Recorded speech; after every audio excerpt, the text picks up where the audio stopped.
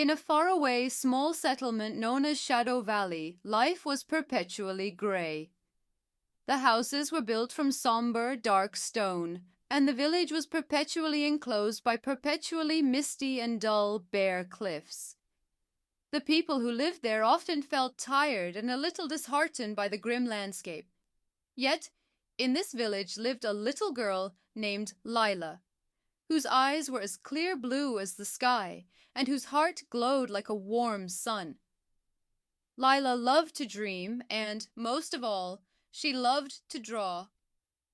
Using dry twigs and crushed berry juice, she created vibrant pictures on scraps of paper or smooth river stones. In her drawings, the clouds were pink, the trees were lush green, just as she wished the real world to be. "If only," she often whispered, "these beautiful things weren't just stuck on paper." One rainy, cold afternoon, a mysterious, elderly traveler arrived.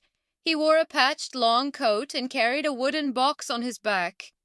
He noticed Lila looking wistfully at a giant daisy she had drawn on a gray wall with chalk. The traveler approached her and smiled. "The heart of the artist is more important than the power of the brush, little one," he said. From his pocket he pulled out an old wooden-handled paintbrush, ordinary in appearance with a slightly worn tip. "This brush belonged to my grandmother. Take good care of it, and always use it with kindness."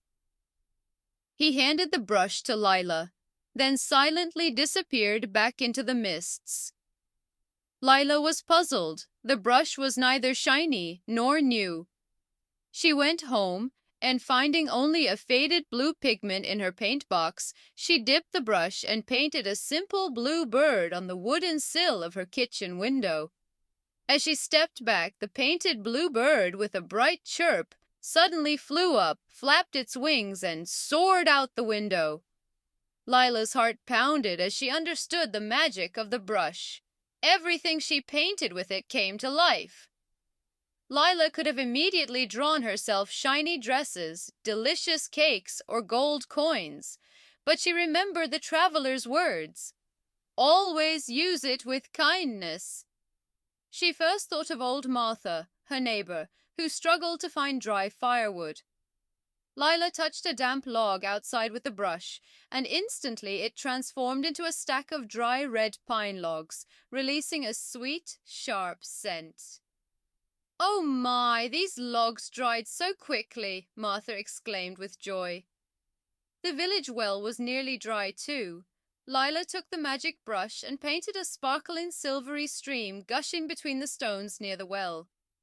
Moments later, clear, fresh, icy water began to bubble up from the village well.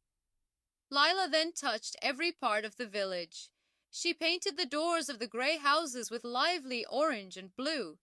She touched the bare cliffs surrounding them, and instantly, bright purple flowers and green vines sprung up, clinging to the rock face. Feeling tired but content with all the good she had done, Lila decided to do a small thing for herself. She painted a large, bright porcelain lamp with her favorite flower on it for her own dark, windowless room. The lamp became real, but magically its brightness seemed to steal the light from the village's other colors. The neighbors' newly painted doors looked a little duller, and the stream's sparkle diminished. The brush showed her that its power diminished when used selfishly. Lila immediately understood her mistake.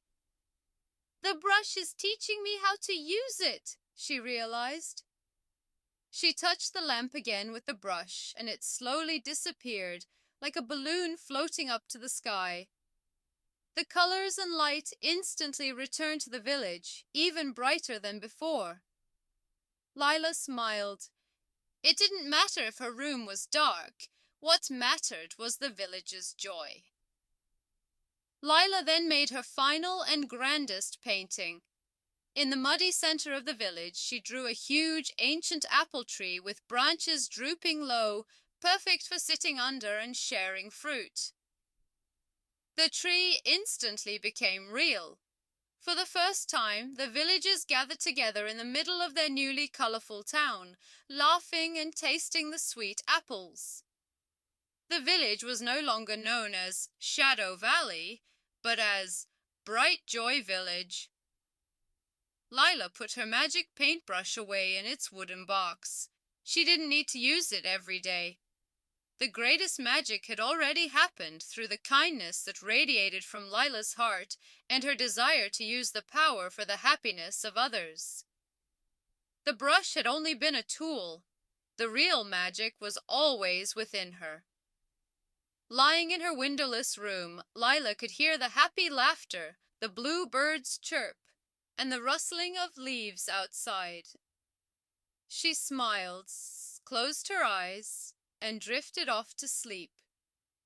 The village was now colorful and joyful, and it all began with the big heart of a little girl.